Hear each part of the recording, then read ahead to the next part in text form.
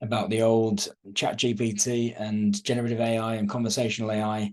And we're very fortunate today to be joined by Alan Ranger, who's the VP of Marketing for Cognigy, which is a fantastic conversational AI platform, and he's got deep knowledge into this space. So, Alan, I will hand it over to you. You are the expert. I'll let you take it away. Great, thank you, Richard, and hello, everybody, and thanks for joining. I shall just quickly share my screen.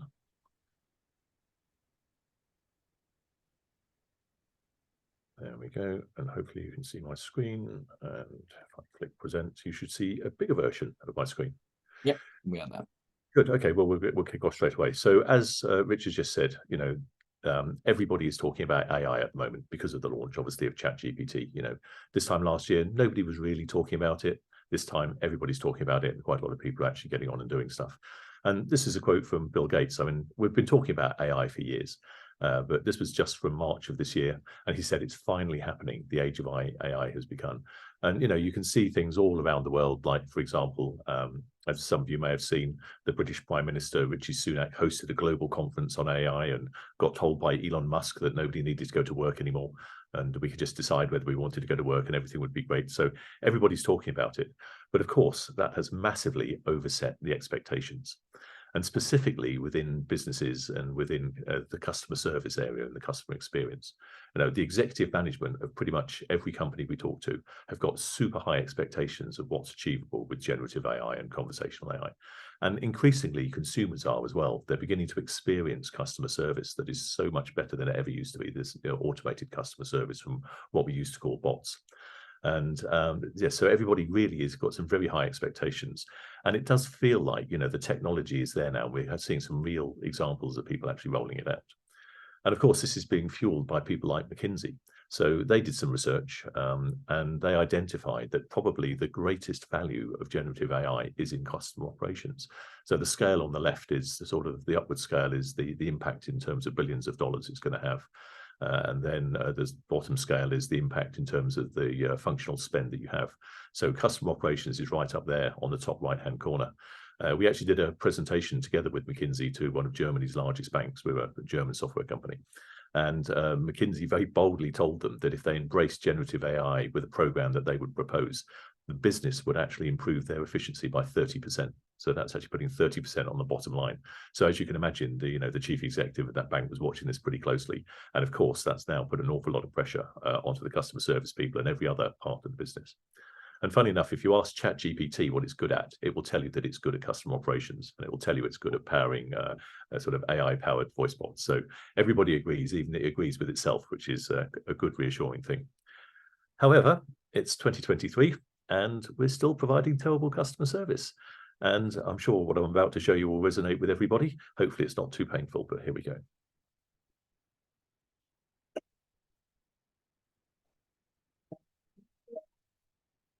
Welcome to CGPS Logistics. Your call is important to us. Press 1 for billing. Press 2 for international shipments. Press 3 for lost or damaged packages. Press 4 for package pickup. Press 5 for complaints. Press 9 to start hear this menu again. You selected package pickup. The current wait time is approximately 12 minutes. You are 10th in line. Your call is important to us. Thank you for your patience.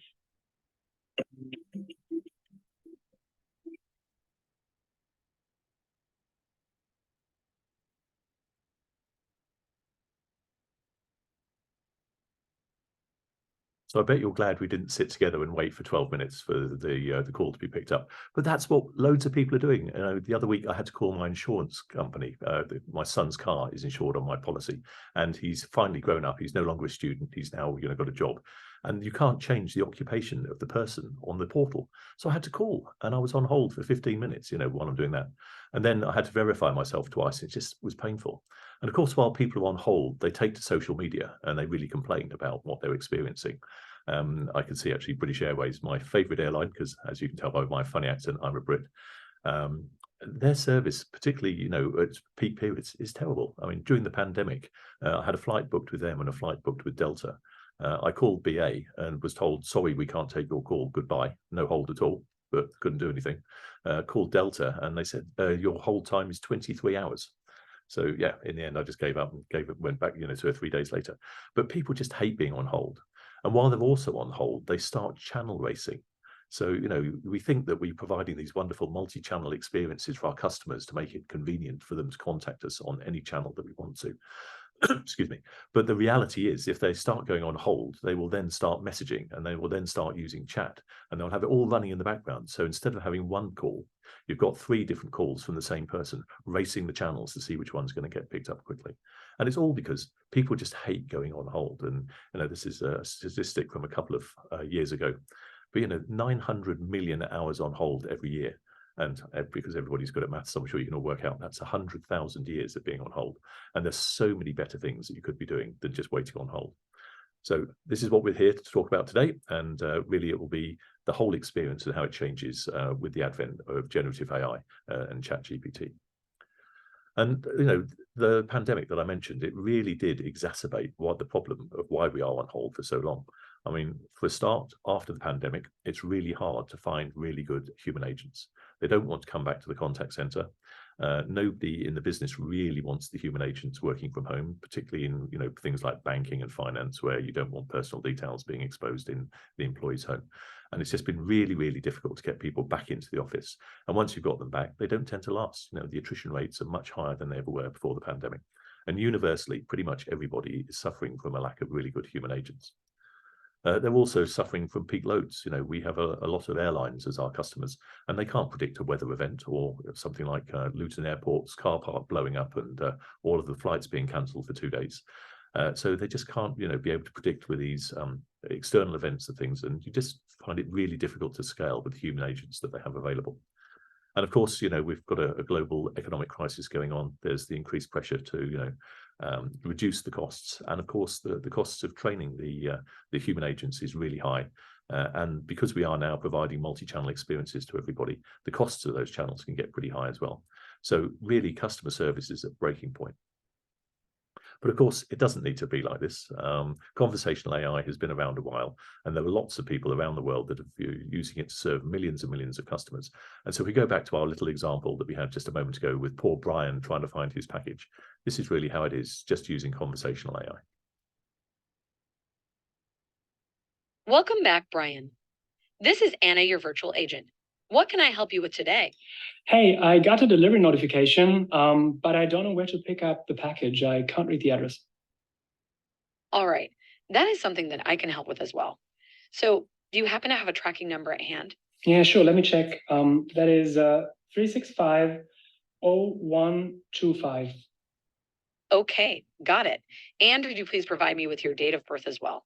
Yeah, sure. That is August 8th, 1979. Thank you. Let me see if I can find your package. Just a second, please. Great. I found your package. So according to my data, your package is at Bob's Pack and Ship at 300 Peachtree Street, Atlanta. Shall I send the Google Maps location to your phone? Yeah, that will be great. Perfect. Message sent. Click the link to open Google Maps with the route to the package location.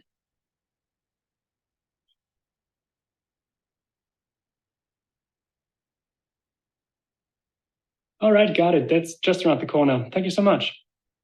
My pleasure. Is there anything else I can help you with? Nope, I'm good for today. Thank you, Anna. All right. Have a great day, Brian. You know where to find me in case you need anything else. Goodbye. Bye-bye.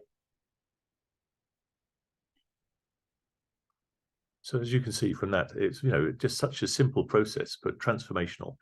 Brian didn't have to wait at all. As soon as the call was answered, he was recognized because he was calling from a known number. So it's very personalized. The bot was then able to do the verification, identify what he needed and what his intent was, and go off to the backend system, find out where his package was, and then, of course, use multiple channels to get the information over to him. So, a completely different experience. And you can see by the end of it, Brian's smiling. So that's happy. So we'll definitely get the smiley face in the customer survey at the end of that call. So, and this is just using standard conversational AI, which has been out there for several years. As I said, we've got millions and millions of customers being served on it every single day. But let's move on now to the whole world of sort of generative AI and ChatGPT and how that really then enhances conversational AI. So this is a concept that we're now seeing being adopted by our customers. So it's the AI agent. So these AI agents really need to be treated in the same way as the human agents. They have the same sort of skills. They can be managed by your contact center platform. And literally, they come in and they come and work in your contact center alongside your human agents. So what we do is we provide them and we train them with foundational service skills. So this is the ability to understand the intent of the caller, work out what the issue is, and really understand the language. And this is where sort of the large language models like ChatGPT and Generative AI come in. So these large language models, literally, as it says on the tin, they understand human language so that they can understand exactly what the customer is calling about. They also have the ability to pretend to have emotional intelligence. So they can sort of understand the sentiment of the call, so they can tell if somebody's upset or they can tell if somebody's happy. Even things like, it can tell the difference between with an airline saying, thanks for the upgrade, which is a very positive one, or saying thanks for losing my luggage, which is negative. And it can actually tell that sort of thing. It really does understand language. And, which always surprised me working for a German company, that the Germans could understand sarcasm, but that's another matter. But so this is what they come sort of pre-trained out of the box. And then what we do is we take your knowledge base and your processes and build them on top. And the whole idea is that, the AI agents of the future, they will arrive on your doorstep pretty much pre-built, pre-trained to actually carry out processes and really understand your business. So, no more will you have to have a whole team of conversational AI experts building flows and all this sort of thing. The whole thing comes pretty much prepackaged with the ability to have conversations from day one. And using generative AI, you don't need to pre-construct all of those flows and all of that difficulty. So yes, this is where we're taking the business. And of course, it's then two sides of things in terms of the customer experience. There's the customers themselves. So these are the AI agents that are directly assisting customers. So these AI agents might be rebooking flights, or they might be saying where the packages are. But of course, there's also AI agents running in the background that can assist the human agents. So acting as a co-pilot, working alongside them, providing with the right sort of information and handling parts of the call. And we'll get onto that in just a second. So as I said, these pre-trained AI agents support both direct customers and also your human agents to make their lives a lot better. And they just work alongside them in the contact center using the same platforms, whether it's Genesys, whether it's Avaya, whether it's Amazon Connect, or any of the other sort of platforms. The great thing is that they can handle both phone calls and chats. So you don't have to have a different one for a chatbot. You don't need a different one for a voice bot. It's the same ones. They're able to handle it. They can also speak 100+ different languages, which is naturally communicating, again, built on all of these large language models. And of course, being AI, they're able to then learn about your processes, products, and services. So they're continually improving the whole time and providing better service as each day goes by. So a typical example of how they may fit into the contact center. This is an example of one of the world's largest insurance companies. So every single call that comes into this insurance company is answered by a concierge AI agent. And the AI agent, first of all, like the example, will do the verification and identification of the caller. They will understand what the intent of the caller is. It will then go off to the background systems and go and pull whatever files it needs to do. So it could be a car insurance claim. It could be, that somebody's had an accident. So it will go and get the policy, find out exactly what's needed. And then it passes to a human agent. And when the caller arrives with the human agent, they've been fully verified, they've been identified. The agent has a briefing in front of them of what the call is all about, what the consumer's intent is, and they're also presented with all of the information they have to then start processing the claim.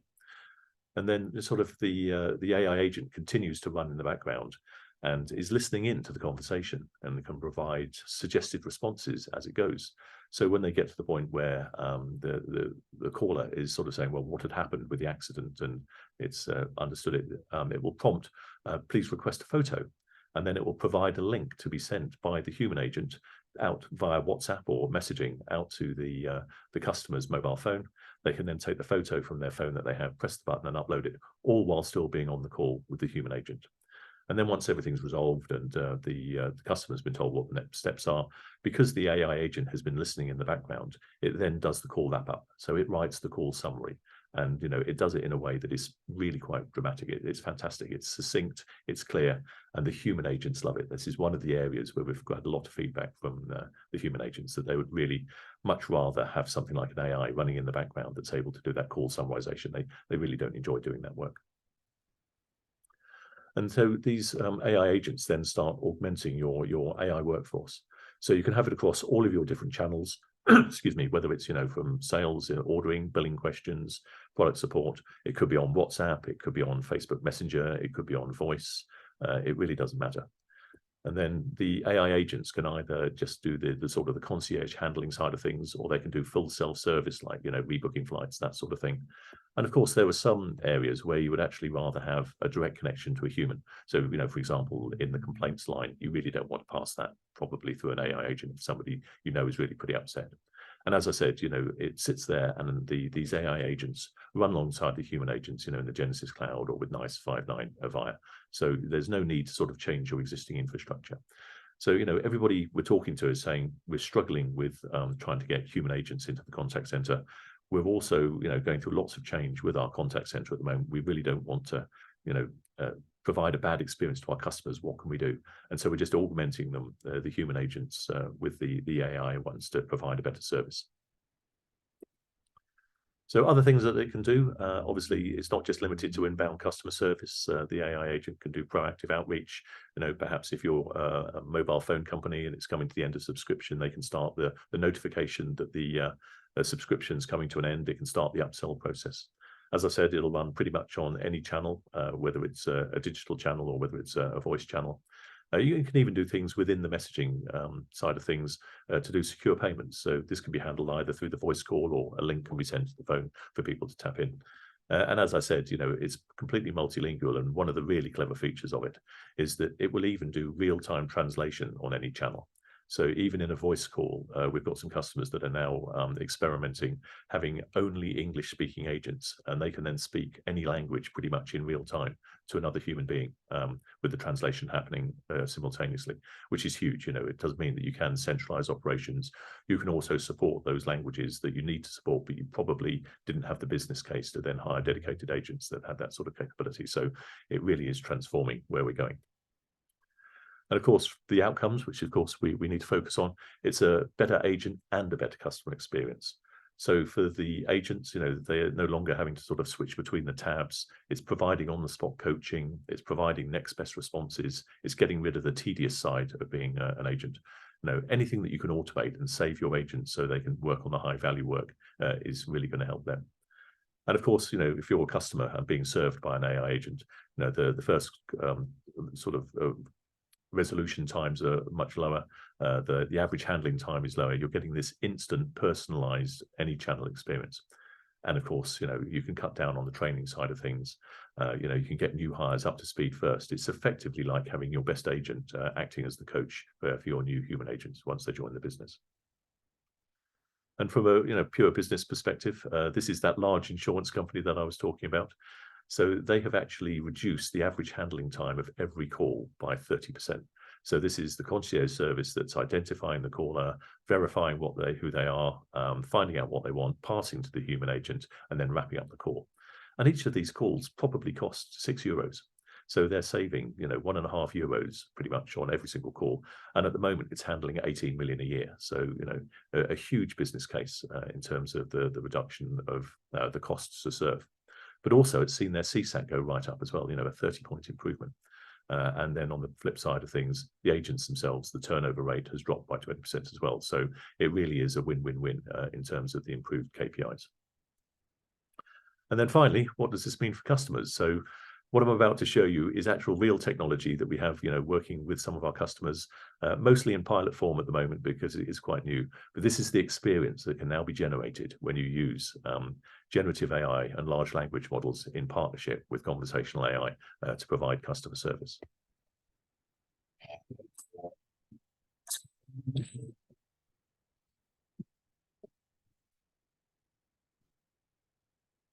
Hey, can I bring my Jack Russell with me in the passenger cabin on my upcoming flight? Yes, you can bring your Jack Russell with you as carry-on baggage. The maximum dimensions of the pet carrier are 18 by 11 by 11 inches, and your dog must be at least 10 weeks old.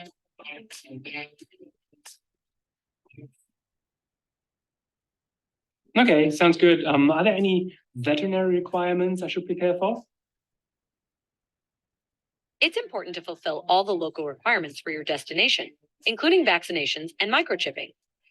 Make sure to bring your dog's official documents, like a pet passport and vaccination records.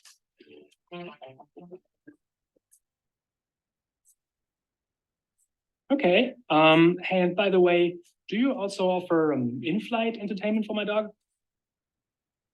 Sorry, we don't offer specific in-flight entertainment for pets, but we recommend bringing your dog's favorite toy or comfort blanket to help keep them calm and comfortable throughout the flight.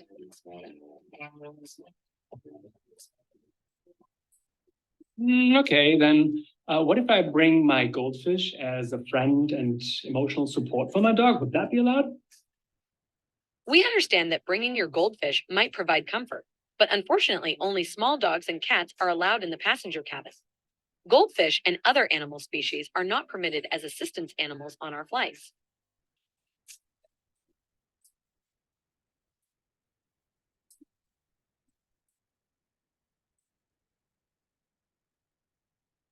So that's a little glimpse of the future. So what we just saw there was real technology being used. Because it's been powered with a large language model, none of that is scripted at all. It's all, the conversation is being created dynamically as we're going on based on what the caller has said. So it's been able to sort of understand the whole conversation, and it has a knowledge of the world. So it knows that a Jack Russell is a small dog. I doubt anywhere in the airline's books that we base this on, it specifies what the breeds are, but it knows a Jack Russell is a small dog. But it would then go to the airline's knowledge base to find out the necessary requirements to bring a small dog on the plane. So what size the pet carrier has to be, what the vaccination requirements are, and things like that. And then, of course, you know, Brian, our caller, decided to try and take it off track, like everybody does a little bit with bots. Not that anybody would ever do this, probably when they're trying to book their pet on an airline, but just started asking, you know, all sorts of different questions. And again, it completely understood the intent, but it only gave answers based on the knowledge base that we've grounded it on. So this is a huge thing that everybody needs to bear in mind. If you're using generative AI, it doesn't go out to the public internet to get the answers. If you're using it correctly in partnership with conversational AI, you're just grounding it on a knowledge base, and it will only give an answer based on that. If somebody asks a question and the answer isn't in the knowledge base, then it will say, I completely understand what you need, but I don't have the answer to that. Let me put you through to a human. So all of these worries about hallucinations and that sort of stuff all go away. And you just have this really natural conversation between the human and the AI agent. And this can be used, you know, both internally. So, you know, it can be used for internal knowledge bases to help onboard new employees, or it can be used, you know, out-facing customers. It transforms things like, you know, the old-fashioned FAQs, which of course are a list of questions and answers. And you can only have the questions that are specified. You can't ask it a question. So it now turns it into a Q&A bot. So you can ask any question, it will understand your question. And if the answer to it is in the knowledge base that's available to it, it will then be able to do that. So with that, I think we'll turn it over to questions. Thank you very much. Here are my contact details, that if anybody wants to get to me afterwards. And here's Brian's little Jack Russell getting a lot of emotional support from his goldfish that clearly was allowed on the flight after all. Cheers, Alan. Thank you very much. Some amazing cases there, and some great questions in the chat as well. I'm looking forward to asking a human those questions and not the bot, although it looks like that's quite possible as well. I wanted to go to Zach's question first. Zach, I don't know whether you want to bring yourself off mute and ask the question yourself, or I can just read it out. It's up to you. Sure. Yeah. Can you guys hear me? Yep, Yeah, nice. Yeah. I was just trying to, I was asking really, you know, we saw a lot of good scenarios there. Most of them were fairly easy, you know, where's my package kind of calls, but what happens when you have a customer who calls in, they're upset, they're yelling, you know, I've watched my grandma yell at the press 4 for more information button before. So how does the AI agents handle more difficult customers that may be upset? Yeah, because it has an understanding of the language, it will immediately know that the customer is upset. and it will behave in an empathetic way. I mean, obviously it doesn't have empathy because it's a cold-hearted machine, but most likely what it'll do is transfer very quickly to a human agent with a quick summary of the call so far and why the person is upset. And then the human agent can then sort of pick it up from there and resolve the situation. Equally, you can have it running in the background, and if a human agent is being shouted at by a customer and there's a need to escalate and to bring somebody else into the call, it can do that. And again, provide a summary of what's happened already to the supervisor that may be brought in. That's fantastic. Yeah, thank you for sharing. That's I've worked in customer experience for a long time, and there are many times when you get an escalated call, an escalated customer coming your way, and the person sending them over gives you little to no information. So having more information is always helpful when you're handling an upset customer. Particularly if the upset customer has been identified and what the problem is as well. And then you can pretty much, and if the AI has been able to go and get the background information to resolve it as well as it gets escalated, then that just makes the experience so much better.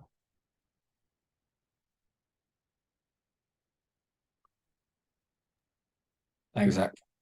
I think that dovetails quite nicely into Rox's question. The reason that I like this is I know that I've heard a great story about NPS and, you know, the smiley face buttons of how, and it was, the example was an airport, and it was, how clean do you find these toilets? And everybody's pressing the red button because the toilets are filthy and they need a cleaner to come right now. And I think that dovetails quite nicely into your question, Rox, if you want to bring yourself off mute and ask your. Thank you, Richard. I appreciate that. You know, there are times when things happen in a business, and all of a sudden there is a flood of phone calls for a particularly annoying problem that really has just occurred. You know, whether it's all the packages aren't being delivered or all of this. Is there a way that you can train the ChatGPT to a point to say, you know, I've just received 20 of these kinds of unhappy customer calls, to Zach's point, in a row, and escalate it to a person to see if there isn't a source of a problem that needs to be corrected to help avoid any of the calls? Yeah, that's part of the conversational AI platform. So it's doing intent analysis the whole time. And if the same intent is being called up at the same time, and it's sort of overflowing the systems, particularly if it's not getting resolved by the voice bot or the chatbot, it will then identify it. So a great example was back in the UK at the beginning of the pandemic. The government decided that they would tell all of the citizens of the UK they didn't have to repay their house mortgages, the loans on their houses, for 3 months. They could all have a holiday. They didn't tell the banks this at all. They just announced it on the news one night. And of course, all the banks were then flooded with these calls they had no idea with how to handle. It wasn't an intent they'd handled before. And so what they were able to do was then they were alerted really quickly that this has happened, and they were then able to build the automation to then respond to it. And then, of course, as we were saying, there's all sorts of things like weather events where, you know, a whole airport can be closed and suddenly 50,000 people are calling. And, you know, we've got AI agents working with companies like Lufthansa in Germany that are simultaneously quite regularly handling 50,000 calls at the same time. So one AI agent handling all of that, rebooking people's flights, telling them what's going on.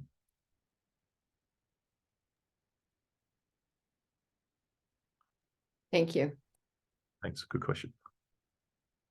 DE, sorry, your name doesn't come up on Zoom. I'm not sure what your actual name is, but we'll call you DE for now. You've asked for an example to share something that's not an easy first call resolution. Do you want to bring yourself off mute and ask, you know, is the sort of thing that you had in mind, and see whether Alan can provide an example? You are still there? It looks like they dropped off, Richard. No, all right. No problem. Well, I'll ask the question to you instead, Alan. Do you have an example of a scenario where it wouldn't be a simple first call resolution? And I know that the goldfish scenario, obviously, that was a lot more difficult. Do you have any other examples?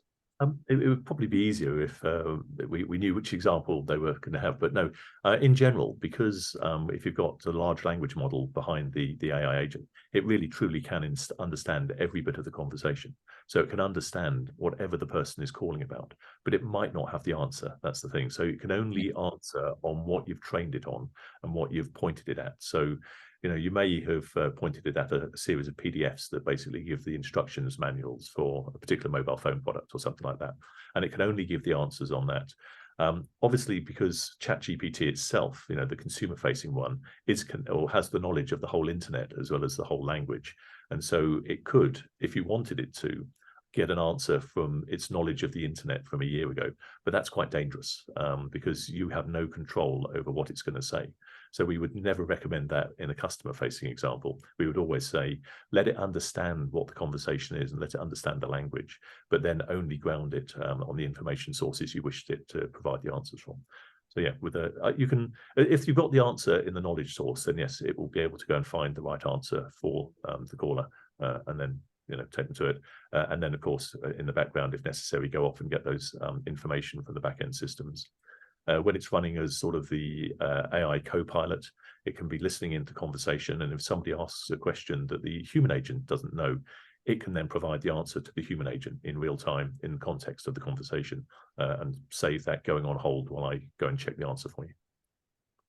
Yeah, understood. The human and AI agent coexisting piece is a really good topic just to bring up quickly, because all of us here are CX practitioners, and all of us have heard the scaremongering of AI is coming to take our jobs. Elon Musk has just said AI is coming for everybody's job, and it's up to us whether we want to go to work or not, because we won't have to.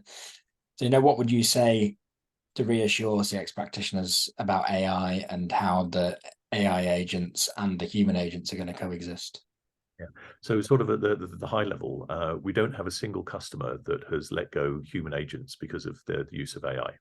And as I said right at the beginning, it's because there's such a shortage of good human agents at the moment. So the last thing you want to do is start letting them go. You want to keep the great human agents you've got, motivate them, give them more interesting jobs. A lot of the human agents have become sort of AI managers. So they actually manage the AI agents as well as the human agents in their teams. So, it really is a good coexistence. You can take away the boring and monotonous actions that some human agents have to do. There's, a lot of large enterprises use it for sort of IT service management and HR service management, that sort of thing. I mean, nobody wants to sit there resetting passwords all day after a holiday when people are all trying to log back in.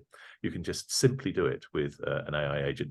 And also the employee doesn't have to log a ticket and get a call back and all this. It's just done instantly. So yes, they on one level, they take away the boring stuff and then enhance the agent experience by doing things like the call wrap up, the summarization of the call, also helping the human agent, if they're in a regulated industry, to stay compliant, to make sure they've read all of the statements that they should read within the conversation and providing those next best responses. So generally, I mean, it's early days of sort of AI co-pilot, but this is where we're seeing the highest adoption of generative AI and large language models, because it's not facing the customers, it's facing the agents. So it's still the human agent that's making the decision of what to say, but their whole sort of experience and capabilities are being enhanced. Yeah, great. Do you have any more questions for Alan in the chat? Good question from Emily there. Emily, I don't know if you want to come off mute to ask the question. Yeah, sure. Hi. My question is related to kind of the broader customer experience as a whole. So not just thinking about customer service specifically, but how AI can be used to help uncover richer customer insights. So thinking about siloed or kind of disparate data sources that you have across your customer experience, using AI as a tool to help you connect the dots across those sources and maybe get to a deeper level of understanding than you could by just looking at one individually. I know that's something that we struggle with a little bit, is just the time and, how kind of brain power that it takes to do that. So wondering if you have any tips on using AI for that sort of approach. Yeah, I have to say it's probably a bit outside my area of expertise, and I've focused very much on just the contact center and customer service. But as a marketer, I'm absolutely fascinated by it. I love the idea that you can really have this sort of customer centric view, and with AI, you can really go and find out almost everything you can about the customer, and you can also engage with the customer in a completely different way. So it won't be that long before we start seeing the fast moving consumer goods manufacturers having an actual relationship with the users of their product, which isn't something that happens at the moment. Because, for example, if you go and get a bottle of shampoo, you go to the drugstore to go and buy it. You don't have a relationship with the person that's made with the shampoo. But there's no reason why you couldn't just put a QR code on the back of the shampoo with "Got any questions?" And you just open your phone camera, start a WhatsApp conversation or a messaging conversation directly with the AI agent, and it knows that you're calling about or getting in contact about the shampoo, and can ask questions to find out what the intent is. It could be that it says, "Hey Susan, I can help you with this," and she says, "Yes, this shampoo is making my hair frizzy." And they can then sort of understand what type of hair that Susan has, recommend the right product for her. And then once you've started that conversation, it keeps going. It's persistent, just in the same way that WhatsApp messages stay on your phone, from your friends and family. And at any time, the conversation can be picked up from either side as long as you've got the right consents. So it could be a few weeks later, the shampoo company says, "Hey Susan, we've got this great new conditioner product that we think that you'll like. And here's a voucher that you can go down to the drugstore with and then get it for half price." And then, that sort of maintains that relationship. So I think as a marketer, you get this ability of getting real insight directly and a direct relationship with the customer. But then the wider AA market is quite remarkable. I mean, we've just been looking at it in our business, and it's quite scary what you can do. You can find out that if you're a BDR, for example, we're a business-to-business software company, and our BDRs are always trying to find out ways of personalizing their outreach to people, to make it a bit more attentive. So they can find out all about what somebody is interested in their personal lives and their social feed, and combine it with the information they find on things like LinkedIn, but also all of the things that they've been commenting on or what their business has been commenting on. And it's all done with an AI that we use, and it's remarkable. It will just generate the outbound BDR outreach, and it'll be really personalized. It might be, hey, something to do with the person's personal life. They really love skiing, and it's been a great weekend for skiing, or there's been this great activity. So it might include that as part of it, as well as talking about what's happening in that person's business and what they've actually been directly attributed to in terms of public statements made by the business. So yeah, it really is fascinating, but again, really enhancing the human's capability. So this whole thing of the co-pilot, I think, is where it comes in.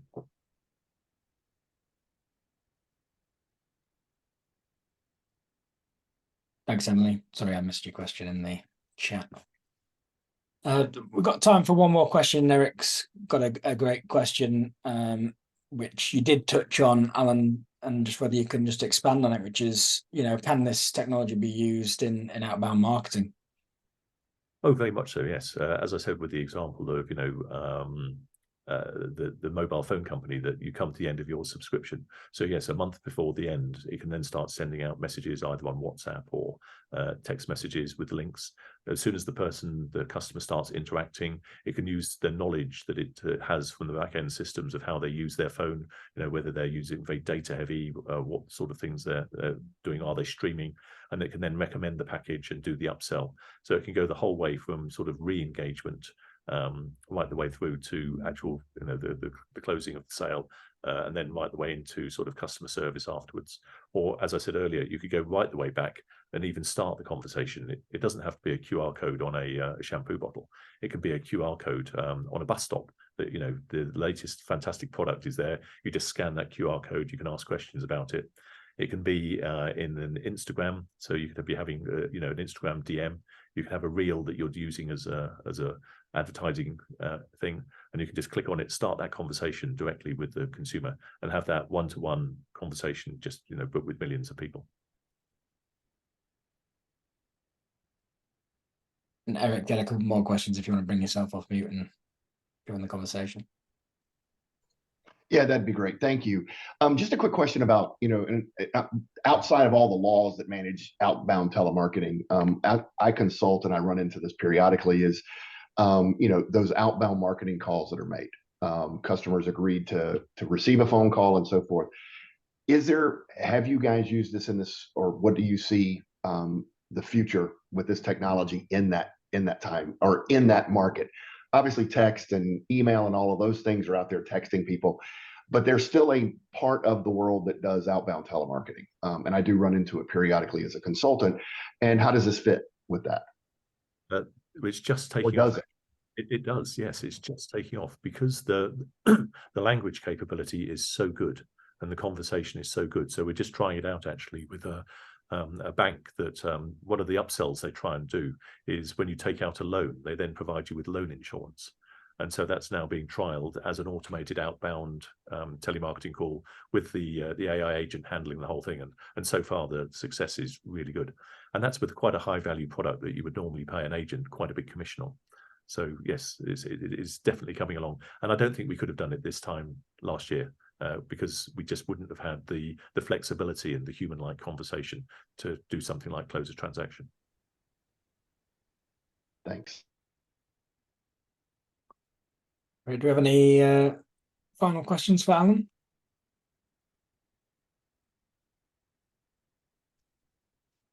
Great. Well, thanks very much for joining us today. And yes, certainly if you do have any other questions, you can either contact me on the details on the last slide, or else obviously through Richard and the team. Well, thank you very much, Alan. I appreciate you giving up your time joining us today. I hope everybody enjoyed the session. I hope to see you all again soon. And yeah, we will continue this exploration into AI as well through future webinars. So thanks, everybody, and have a great day. Thanks, everyone. Thanks so much. Goodbye. Have a good one.